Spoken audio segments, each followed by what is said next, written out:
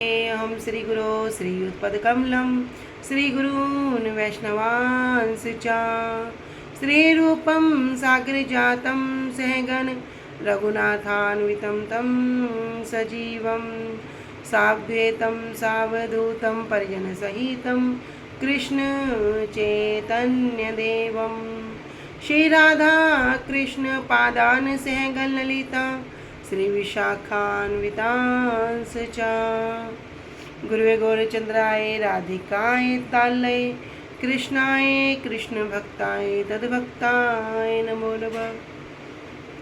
नमो विष्णुपादाय कृष्ण प्रेष्ठाय भूतले श्री श्रीमद्भक्ति वेदांत श्री श्रीधर गोस्वामी नामिने नमो ओम गुरुदेवाय धीमते सौम्य मूर्तये श्री श्रीमद् भक्ति स्वरूप सिद्धांति प्रभवे श्री महात्मने नमो विष्णुपादाय श्री राधिकाय प्रियात्मने श्री श्रीमद् भक्ति वेदांत श्री नयन गोस्वामी नामिने श्री कृष्ण लीला कथने सुदक्षम औदार्य माधुर्य गुणश्च युक्तं वरं वरेण्यं पुरुषं महान्तं नारायण तुम शीर्षा नमामि। वाञ्छाकल्पतरुभ्यश्च कृपा सिन्धुभ्य एव च पतितानां पावनेभ्यो वैष्णवेभ्यो नमो नमः। पंचतत्त्वात्मकृष्णं भक्तरूपं स्वरूपकं भक्तावतारं भक्ताख्यं नमामि भक्तशक्तिकं श्रीकृष्ण चैतन्य प्रभु नित्यानंदा श्री अद्वैत गदाधर श्रीवासादि गौर भक्त वृंदा। हरे कृष्णा कृष्णा कृष्णा हरे हरे हरे राम राम राम हरे हरे। स्वप्रथम परमाराध्यतम श्री गुरुपाद पद्म जम विष्णुपाद अष्टोत्तरशत श्री श्रीमद् भक्ति वेदांत श्री श्रीधर गोस्वामी महाराज जी के श्री अभय चरण सरोज में अनंत कोटि दंडवत प्रणाम ज्ञापित करती हूँ।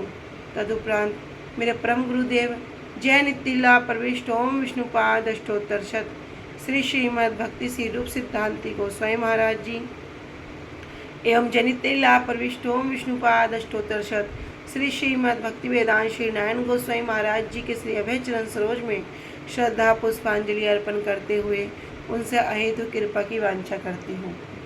ग्रंथकार श्री कृष्णदास कविराज गोस्वामी जी श्रीमन नित्यानंद प्रभु अखंड गुरु तत्व श्रीमन महाप्रभु एवं समस्त परिकरों के चरणों में दंडवत प्रणाम ज्ञापित करते हुए उनसे हेतु कृपा की वांछा करती हूँ। उपस्थित वैष्णव जन भक्तवृंद सभी को मेरा यथा योग्य दंडवत प्रणाम स्वीकार हो। सभी को हरे कृष्णा दंडवत प्रणाम। हरे कृष्णा दीदी सभी को दंडवत प्रणाम। हरे कृष्णा दीदी प्रणाम। हरे श्री गुरुदेव की अहेतु कृपा से हमारा जो ग्रंथ चल रहा है उसका नाम है श्री श्री चैतन्य चैतामृत। श्री श्री चैतन्य चैतामृत ग्रंथ के अंतर्गत हम श्रवण कर रहे हैं 19वां अध्याय मध्य लीला श्री रूप शिक्षा, जिसमें हम आ चुके हैं प्यार संख्या 167 और पेज संख्या 200 पे। प्यार संख्या 167 पे जो क्या है, अन्य अभिलाषिता शून्यम ज्ञान कर्मादि अनावृतम आनुकूल्येन कृष्ण अनुशीलनम भक्तिर उत्तमा। साधारण अर्थ समझ लेते हैं कि श्री कृष्ण को सुखी करने की स्पृहा के अतिरिक्त, एकमात्र भगवान को सुख देने के अतिरिक्त समस्त प्रकार की अभिलाषाओं से रहित, अभी पॉइंट क्या है, अभिलाषा नहीं कह रहे, अभिलाषाओं से रहित और ज्ञान क्रम आदि के द्वारा अनावृतम, कि उससे ढकी हुई नहीं हो, एकमात्र श्री कृष्ण की प्रीति के लिए ही कैसी चेष्टा होगी, कायिक रूप से, मानसिक रूप से और वाचिक रूप से। 3 प्रकार से हम कार्य करते हैं, या तो शरीर के द्वारा, या मानसिक मन के द्वारा, या वाचिक या बोलने के द्वारा। कह रहे समस्त चेष्टाओं और भाव के द्वारा कैसे करना पड़ेगा, तेल धारावत बिना रुके अविच्छन गति से जो कृष्ण का अनुशीलन अर्थात श्री कृष्ण की सेवा की जाती है, उन समस्त चेष्टाओं को उत्तमा भक्ति कहते हैं। तो यहाँ पर उत्तमा भक्ति के लक्षण को बतलाते हुए कह रहे हैं कि जिस प्रकार क्रिया के शब्द के द्वारा धातु के समस्त प्रकार के अर्थों का बोध होता है, उसी प्रकार यहाँ क्या कह रहे हैं, आनुकूल्येन।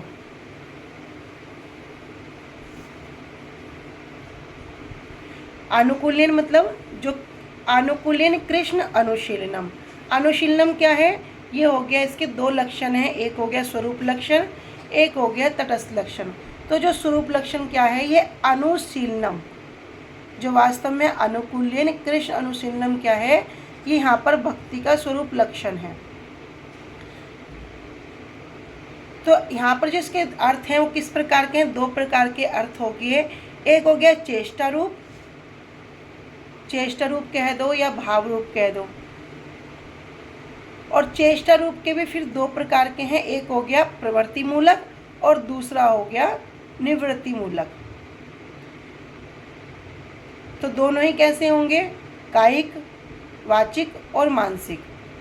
तो प्रवृत्त्यागत जो धातु का जो अर्थ है वो है कायिक, वांशिक और वाचिक, ये हो गए चेष्टा रूप।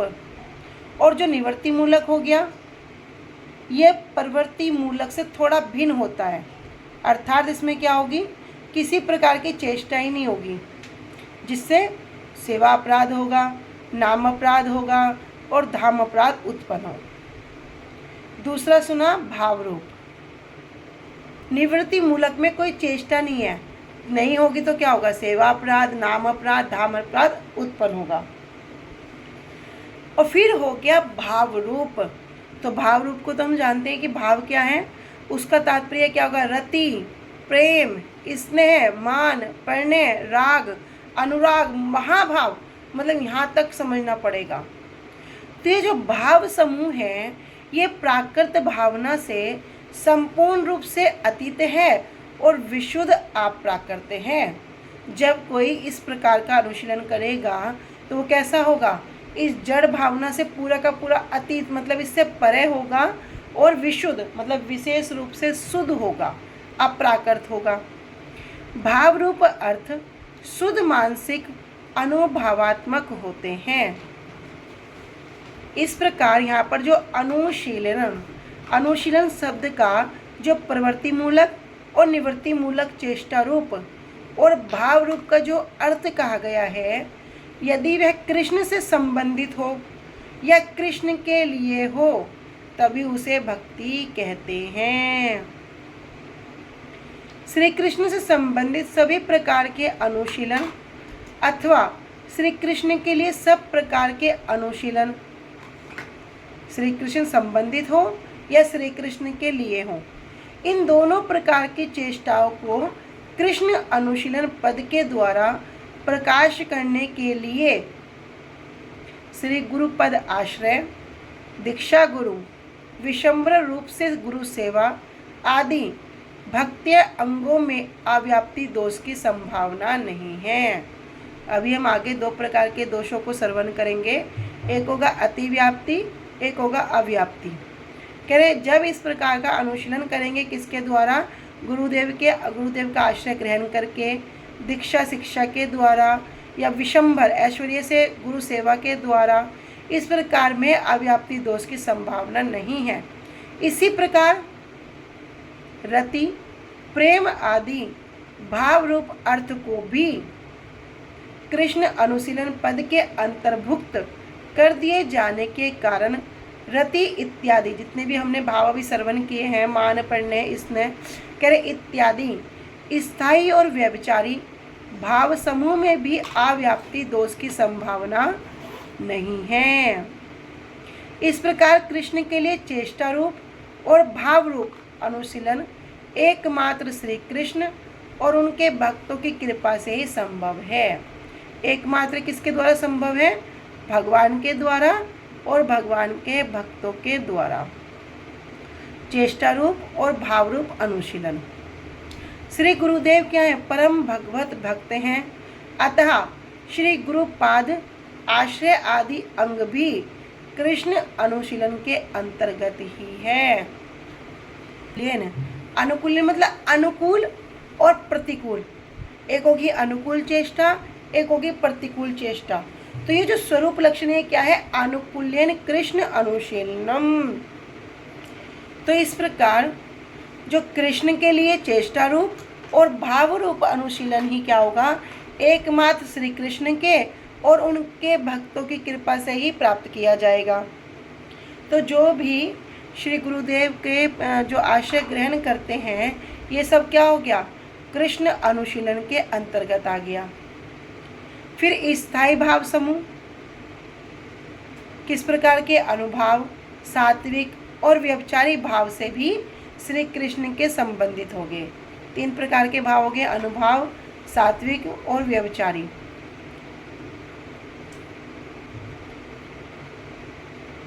अब ये जो कृष्ण अनुशीलन है, ये क्या है? कृष्ण अनुशीलन मतलब भक्ति, और भक्ति क्या हो गई? श्री कृष्ण की जो स्वरूप शक्ति है उसी की एक वृत्ति विशेष है ये भक्ति। लेकिन जो बद्धजीवों का शरीर है वो कैसा है? उनके जितना भी शरीर है, इंद्रियां हैं, मन है, सबके सब तो जड़ हैं, अचेतन हैं, कोई भी कार्य नहीं कर सकते। लेकिन जो स्वरूप शक्ति की जो वृत्ति है, ये जो भक्ति है, ये बद्ध जीवों के जो अचेतन है, जो जड़ हैं, जो काया है, जो मन है, जो वाक्य है, उसमें आविर्भूत नहीं हो सकती। मतलब अप्राकृत वस्तु, लेकिन अभी जो बद्ध जीव है उसमें प्रकट नहीं हो सकती। किंतु जो करुणा वरुणालय जो कृष्ण है, जो करुणा के सागर हैं, दीनों के बंधु हैं, वे क्या करते हैं? परम भगवत भक्तों की जो अहेतु की कृपा से, जो भगवत भक्त हैं उनकी कृपा से, जिसने गुरु जी का आश्रय ग्रहण कर लिया, ऐसे भक्तों के काया में, मन में और वाक्य में, उन तीनों प्रकार से, अगर वो शरीर जड़ है, जड़ीय होने पर भी जो स्वरूप शक्ति की जो वृत्ति है वो क्या होगी? उसको वे प्राप्त होकर उनमें अविर्भूत हो जाती है। उनमें क्या होगी? तद आत्म हो जाएगी। किस प्रकार? जिस प्रकार एक उदाहरण के माध्यम समझेंगे कि अग्नि में लोहे में प्रवेश करेगी तो लोहे में प्रवेश करके सब वस्तुओं को जला देगी, लेकिन लोहा तो नहीं जलता। तो यहाँ लोहे में क्या हो गया? उस आग की साथ एकाकार हो गया, तद आत्म हो गया। इसी प्रकार भगवान की कृपा से स्वरूप शक्ति की जो वृत्ति है, भक्ति जो वृत्ति है, भक्तों के काया में मतलब शरीर में, मन में और उनकी वाणी में तद आत्म होकर क्रिया करती है।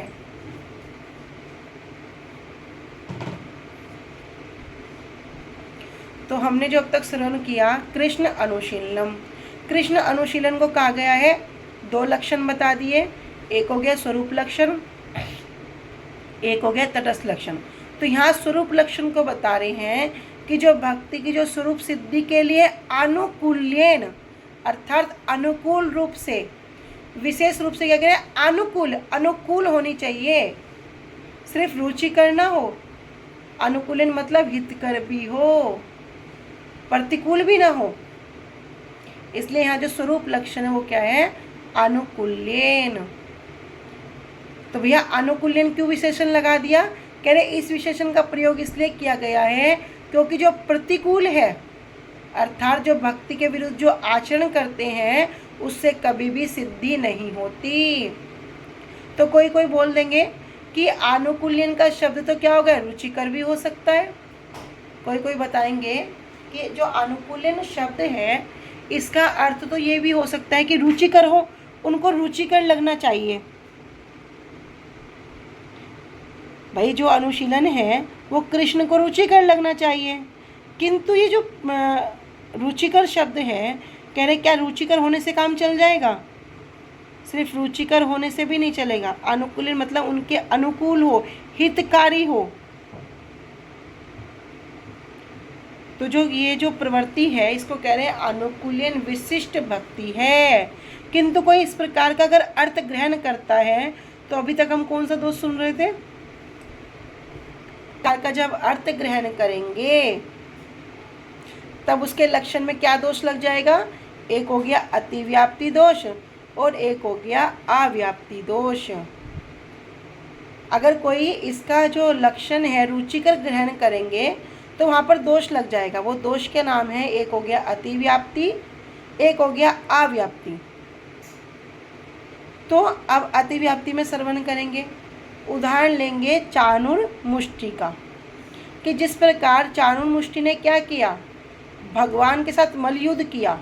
और जब मलयुद्ध कर रहे हैं तो भगवान वहाँ पर क्या कर रहे हैं, वीर रस का आस्वादन कर रहे हैं। लेकिन कर क्या रहे हैं, वे भगवान के श्री अंगों पर प्रहार कर रहे हैं। और इधर भगवान को भी बड़ा उत्साह दिख रहा है, बड़े प्रसन्न दिख रहे हैं। तो जो चाणूर मुष्टि के साथ जो बड़े उत्साह से भगवान क्या कर रहे हैं, वीर रस का आस्वादन कर रहे हैं। तो यहाँ जो असुरों का जो प्रहार है वो दिखने में कैसा लग रहा है कि भगवान को बड़ा रुचिकर लग रहा है, क्योंकि भगवान तो प्रसन्न है ना, भगवान वहाँ पर वीर रस का आस्वादन कर रहे हैं। तो दिखने में क्या लगता है कि चाणूर मुष्टि के प्रहार से भगवान कृष्ण तो बड़े प्रसन्न हो रहे हैं। तो यहाँ पर ये अब डाउट आ गया कि जो असुरों का प्रहार है वो कृष्ण के लिए रुचिकर कैसे हो सकता है, क्योंकि उनके भाव क्या हैं, शत्रुता के भाव हैं। मनस्विन नाम इव सन संप्रहार, मतलब साधारण लोग अगर देखते हैं, साधारण लोगों की दृष्टि में क्या हो गया, भैया शत्रु के साथ बड़ा भयानक युद्ध चल रहा है और इस प्रकार भयानक युद्ध है, वो क्या करेगा, वो दुख देगा। लेकिन दुख देने होने पर भी अगर कोई वीर एक दूसरे से युद्ध करेगा तो उनको तो आपस में बड़ा रुचिकर लगेगा। इसलिए क्या हो रहा कि इधर तो मलयुद्ध चल रहा है और मलयुद्ध में चाणूर मुष्टि के प्रहार जो चल रहा है वो भगवान को रुचिकर होने के कारण इसे क्या मान लिया।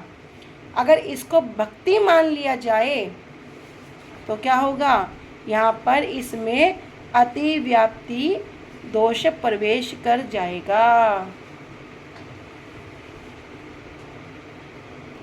जो चाणूर मुष्टि का जो उदाहरण है उसमें दिखने में क्या प्रतीत हो रहा है कि भगवान को तो बड़ा रुचिकर लग रहा है, बड़ा आनंद आ रहा है। तो क्या भक्ति मान लिया जाए, तो कह रहे अगर यहाँ भक्ति मानते हैं तो यह इसमें क्या हो गया, दोष आ गया। इस दोष का नाम है अतिव्याप्ति। क्यों, क्योंकि असुरों का जो द्वेष भाव है, ये भाव बड़ा इम्पोर्टेंट है। जिसकी रही भावना जैसी प्रभु मूरत देखी तित वैसी, कि वो अपनी भावना के अनुसार ही भगवान की मूरत को देखता है। तो असुरों का जो द्वेष भावपूर्ण जो प्रहार है, वो प्रहार रूप जो अनुशीलन है, वो भक्ति का अत्यंत विरोधी है। भैया भक्ति वहाँ बिल्कुल भी नहीं है। किंतु अभी कृष्ण को बड़ा रुचिकर हो रहा है, तो रुचिकर होने के कारण ही उसमें जो भक्ति का लक्षण है यो दिख रहा है, किंतु वहाँ पर क्या हो गया, दोष लग गया। तो ये हो गया अतिव्याप्ति दोष। अभी दूसरे दो का श्रवण करेंगे, अव्याप्ति। अव्याप्ति में हम उदाहरण समझते हैं यशोदा मैया का। यशोदा मैया की अभी कृष्ण क्या हो गए, सुबह सुबह उठे हैं और मैया क्या कर रही है, मक्खन को मंथन कर रही है, दही मंथन कर रही है। अब कृष्ण उतर के माँ की गोद में आ गए और माँ की गोद में बैठकर स्तनपान कर रहे हैं। अब इधर मैया ने देखा कि मैया ने तो चूल्हे पर दूध रख रखा है और दूध भी उफन उफन कर आग में गिर रहा है, क्योंकि दूध को भी हो रहा है कि मैया क्या है, मैया तो अथाह समुद्र है और कृष्ण का जो उदर है ये भी ब्रह्मांड है, भैया ये भी नहीं भरेगा और मैया के जो स्तन है उसमें दूध भी समाप्त नहीं होगा। तो ये मेरा क्या कार्य है, तो इधर दूध भी उफन उफन के गिर रहा है कि मैं कृष्ण की सेवा में नहीं लग पाऊंगा, इससे तो अच्छा है मैं अपने प्राणों को त्याग कर दूं। तो इधर चूल्हे पर क्या हो रहा, दूध उफन के आग में गिर रहा है। यशोदा मैया ने क्या किया, जैसे ही देखा अभी कृष्ण का पेट भरा नहीं है, अभी उनके उधर की तृप्ति हुई नहीं है, तो उनको अतृप्ति ही छोड़कर अपने जो जब उनको हटाती है तो क्या कर रहे हैं, मैया को और कस के पकड़ लेते हैं। मैया को और कस के पकड़ते हैं। मैया भी क्या करती है, एक हाथ से कृष्ण को पकड़कर नीचे बिठा देती हैं और नीचे बिठाकर क्या करती हैं, कृष्ण को अभी अतृप्त छोड़कर दूध की रक्षा करने के लिए चली जाती हैं। तो यहाँ विचार हुआ कि कृष्ण को रुचिकर हुआ, दिखने में तो कृष्ण को बिल्कुल रुचिकर नहीं हुआ, बड़ा क्रोध आया। कृष्ण तो अभी छोटे से बच्चे और क्या कर रहे हैं, इतना क्रोध आ रहा है, इतना क्रोध आया कि उनके अभी नन्हे नन्हे होठ है, छोटे छोटे होठ है, उस क्रोध में वे भी कांपने लगे। उनके अंदर क्या हो गया, क्रोध स्फुरित हो गया। और क्या कर रहे हैं, तो यहाँ जो मैया है, यशोदा मैया है, उनकी जो चेष्टा है कैसे दिख रही है, भैया कृष्ण तो रो रहे हैं, अभी तो उनकी तृप्ति नहीं हुई है, अभी वो कोई रुचिकर भी नहीं है, लेकिन रुचिकर ना होने पर भी क्या हो गया, ये उनके अनुकूल है। अब कोई कहे भैया ये तो अरुचिकर है, ये तो उनको रुचि नहीं लगी, तो क्या यहाँ पर भक्ति की परिभाषा चेंज हो जाएगी, व्याप्त नहीं होती? तो यहाँ पर जो भक्ति का लक्षण है इसमें अव्याप्ति दोष प्रतीत होता है, क्योंकि मैया के जो भाव हैं वो किस प्रकार हैं कि ये जो दूध है, इस दूध से दही बनेगा, दही बनकर फिर माखन बनेगा, माखन होकर क्या करेगा, इसे कृष्ण ग्रहण करेंगे। तो यहाँ पर क्या है, अनुकूल्येन, सिर्फ हितकारी नहीं हो, अनुकूल भी हो। इसलिए इस विषय में जो हम श्रवण करते हैं तो देखो कैसे श्रवण करते हैं कि अनुकूल्येन और रुचिकर, अब ये दो चीज़ आ गई। अब किसी व्यक्ति को या बहुत कम मीठा डाला है, आप इसको थोड़ी सी ग्रहण कर लो, वे भी क्या करेंगे, उसको थोड़ा सा ग्रहण करेंगे, लेकिन बाद में उस समय तो भले ही वो रुचिकर लगा, अरे बड़े आनंद से प्राप्त किया, बड़े खुश हुए, बड़ा ये हुआ, लेकिन बाद में यदि स्वास्थ्य बिगड़ता है तो क्या हो गया, वो भक्ति हुई, वो वास्तव में प्रसन्नता हुई नहीं होगी।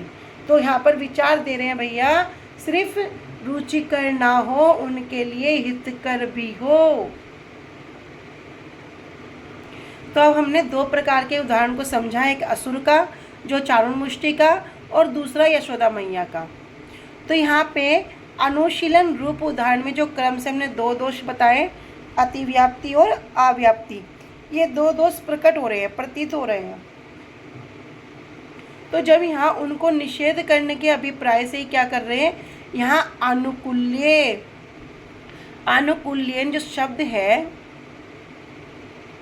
इसका तात्पर्य प्रतिकूल भाव से रहित होना ही है, मतलब उनके अनुकूल हो, प्रतिकूल ना हो। यदि प्रतिकूल भाव जो हुआ वो शून्य नहीं होगा तो कभी भी भक्ति सिद्ध नहीं होती। तो यहाँ पर इस सिद्धांत के अनुसार हमने श्रवण किया कि असुरों में तो हमेशा ही सर्वदा ही द्वेष रूप प्रतिकूलता विद्यमान रहने से अतिव्याप्ति का दोष स्पर्श ही नहीं करता, और जो प्रतिकूल्य है, प्रतिकूल्य जो द्वेष भाव से रहित न होने के कारण वो जो भक्ति है वो अनुशीलन भक्ति नहीं है, क्योंकि उनके अंदर जो द्वेष भाव का जो दोष है ये तो हमेशा ही विद्यमान रहता है। तो इस भाव के कारण यहाँ पर उनकी क्या है, भक्ति है ही नहीं। इसलिए अनुकूलन का जो तात्पर्य है वो क्या है, प्रतिकूल भाव से रहित होना है। और दूसरी ओर जो हमने यशोदा मैया का सुना, यशोदा मैया के अनुशीलन में क्या देख रहे हैं कि ऊपर से देखने में तो बड़ी प्रतिकूलता दिख रही है कि भगवान को बिठा दिया, भगवान रो रहे हैं, उनको गुस्सा आ गया और मैया ने क्या किया, दूध की रक्षा करने के लिए चली गई। तो ऊपर से क्या दिख रहा कि ये तो भगवान के लिए अनुकूल नहीं है, प्रतिकूल भाव दिख रहा है, क्योंकि अब भगवान की इसमें कोई रुचि नहीं है। किंतु यशोदा मैया में जो प्रतिकूल्य की कोई गंध भी नहीं है, और गंध भी नहीं रहने के कारण जो कृष्ण के प्रति क्या करती है, सर्वदा उनका कल्याण उनका पालन पोषण, किस प्रकार मैं कृष्ण का अच्छे सेवा करूं, किस प्रकार कार्य करने से कृष्ण को आनंद होगा, कैसा सुंदर सुंदर मक्खन बना के दूं। तो उनकी जो सेवा भावना है वो ही इसमें अंतर्निहित रहती है। ऊपर से नहीं दिखने पर भी अंदर से क्या है, सेवा भावना है। तो ये दोष यहाँ बता रहे हैं अव्याप्ति। भैया मैया तो हर समय कृष्ण की ही चिंतन करती है, इसलिए यहाँ पर अव्याप्ति दोष भी स्पर्श नहीं करता। तो जो भक्त होते हैं, भक्तों की भी स्वाभाविक रूप से क्या है, कृष्ण की अपेक्षा और कृष्ण के जो सेवा उपकरण है उनके प्रति अधिक प्रीति देखी जाती है। जैसे कि भगवान की सेवा में जो भी वस्तु यूज होती है, फल हो, फूल हो, प्रसाद हो, अलंकार हो, कुछ भी क्यों ना हो, कह रहे उनके लिए भी क्या है, बड़ी प्रीति देखी जाती है। तो ऐसे ही उक्त दूध से ही कृष्ण का पालन पोषण होगा। इस भावी कृष्ण कल्याण की भावना से, यहाँ पर भी क्या है, भाव इम्पोर्टेंट है। इसी भावना से यशोदा मैया ने क्या किया, कृष्ण को छोड़ दिया और दूध की रक्षा की चेष्टा करने के लिए वहाँ पर चली गई। तो यहाँ पर इस प्रकार जो भक्ति का स्वरूप लक्षण क्या है, अनुकूल्यन कृष्ण अनुशीलनम।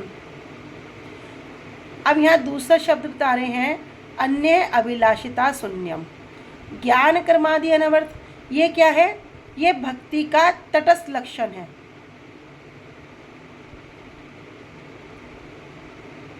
ठीक है, अन्य अभिलाषिता शून्यम और ज्ञान कर्मादि अनावृतम। तो इसमें विचार करेंगे कि ज्ञान कर्म आदि, तो भैया ज्ञान से क्या होगा,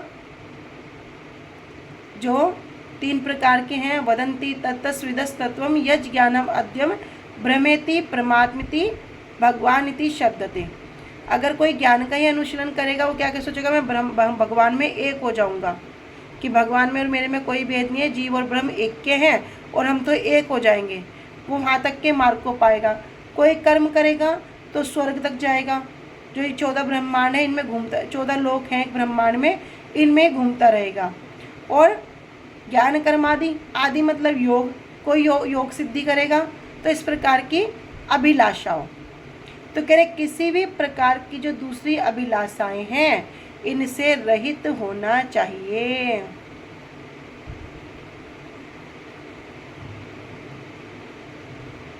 तो यहाँ पर एक विशेष बात जो हम बार बार श्रवण करते हैं, यहाँ पर कह रहे हैं कि अन्य अभिलाषिता शून्यम। तो यहाँ पर जो अन्य अभिलाष शून्य ना कहकर क्या कह दिया, अन्य अभिलाषिता शून्यम। क्यों कह रहे हैं भैया, अन्य अभिलाष मतलब अन्य प्रकार की अभिलाषा, कोई अभिलाषा हठात हृदय में आ गई, लेकिन बार बार क्या कह रहे हैं, अन्य अभिलाषिता शून्यम क्यों कह रहे हैं।